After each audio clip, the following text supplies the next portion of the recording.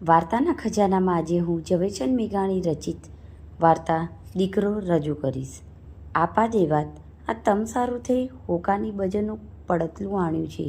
મીઠી બજર હાથ પડી તે મનમાં થયું કે આ બજરનો ધુવાડો તો આપા દેવાતની ગૂંટમાં જ શોભે. એમ કહીને ભર દાયરામાં એક કાઠી આવી વચોવચ બેઠેલ એક પડછન પુરુષની સામે તમાકુનું પડતલું ધરે છે અને જાણે કોઈ ખંડિયાની પાસે નજરાણું લેતો હોય તેવો એ પુરુષ જરા ડોકી હલાવે છે.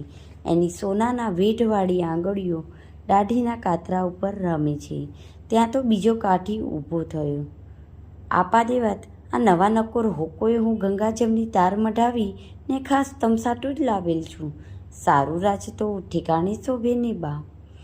થોડુંક મોં મલકાવી ને આપો દેવત હોકાની ભેટ સ્વીકારે છે ને આ ઊનની દડી એમ કહેતા ત્રીજા ભાઈ આગળ આવે છે.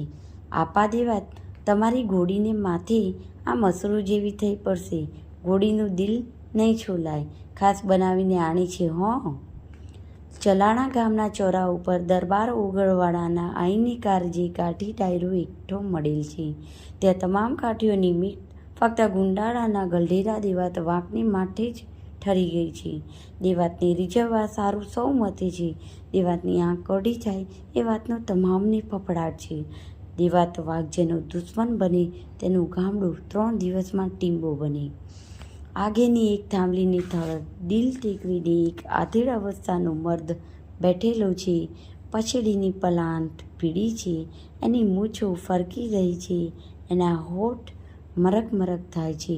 પડખે બેઠેલ કાઠીને એ હળવે સાદે પૂછે છે કે કાઠીઓમાં કઢી ચટ્ટાપણું ક્યારથી બેઠ્યું ભાઈ, જેની આટલી બધી ભાટાઈ કરવી પડે છે? એવું માધનતા કોણ છે આ દેવાંત વાંક? ચૂપ ભાઈ ચૂપ. આપા લાખા તું હજુ છોકરું છું.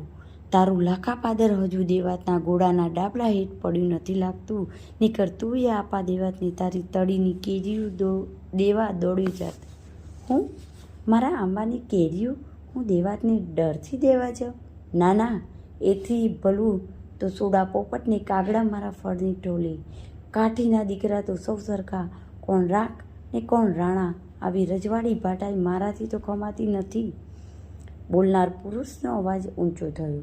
એના બોલ ડાયરાને કાને પડ્યા અને વચોવચ બેઠેલ વિકરાળ કાથી દેવાત વાંકનું કાંધ એ વાતો કરનાર તરફ કરડું થયું. ધગેલ ત્રાંબા જેવી રાતી આંખ ઠેરવી એણે પૂછ્યું, ઈ કોણ મૂછાળો ચાંદા કરે છે ત્યાં બેઠો બેઠો? ઉઘાડું બોલો ને બાપા. આપો દેવાત વાંક. આદમીએ થડક્યા વિના જવાબ દીધો, ઈ તો હું લાખો વાળો છું ને ભણું છું કે કાઠીના દીકરા તો સૌ સરખા, છતાં કાઠી ઉઠીને રજવાડી ભાટાઈ કરવા બેસી જાય એથી તો આપા દેવાતને પણ દુઃખ થવું જોઈએ, હરખાવું ન જોવું હોય. આપા લાખાવાળા તય તો હવે લાખા પાદર ફરતા ગઢ બંધાવજે બા. તું તારે ચઢી આવજે આપા દેવાત. હું નાની ગામડીનો ધણી, ગઢ તો શું ચડાવું, પણ પાણીનો કળશીઓ ભરીને ઊભો રહીશ. આપા દેવાતની સુખથી મહેમાન ગતિ કરીશ.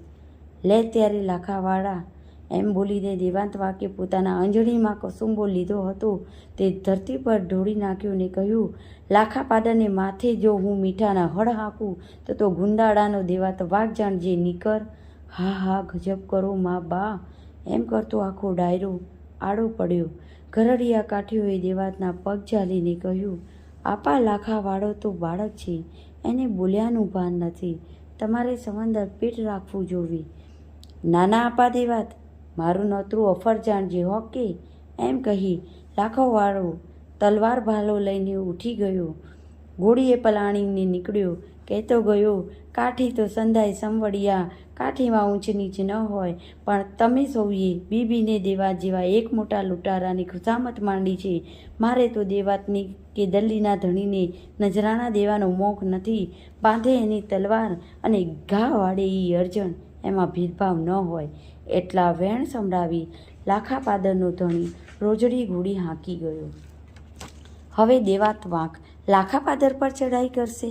લાખાવાળો તેનો સામનો કરી શકશે કે નહીં? આ વાર્તામાં શૌર્યથી ભરપૂર એક નવા જ પાત્રની વાત પણ રજૂ કરીશ, તો જોવાનું ચૂકશો નહીં. દીકરો ભાગ નંબર 2.